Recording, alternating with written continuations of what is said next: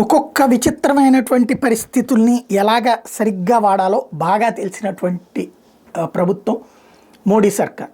ఇప్పుడు జీలం చెనాబ్ నదులకు సంబంధించినటువంటి నీళ్ళని ఆల్రెడీ మళ్ళిస్తున్నారు.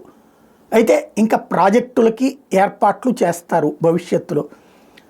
ఇప్పటికి నీళ్లు ఆపిన దెబ్బకే విలవిల్లాడినటువంటి పాకిస్తాన్ అర్జెంటుగా లేఖ రాసింది భారతదేశానికి. అయ్యా మాకు నీళ్లు వదలండి నాయన అని చెప్పి ఆ స్థితికి పాకిస్తాన్ని తీసుకొచ్చి పెట్టారు. ఇప్పుడు తాజాగా ఈ నీళ్లకు సంబంధించి వేగవంతంగా కాలువల నిర్మాణ పనుల్ని తీసుకొస్తున్నారు. ఏదైతే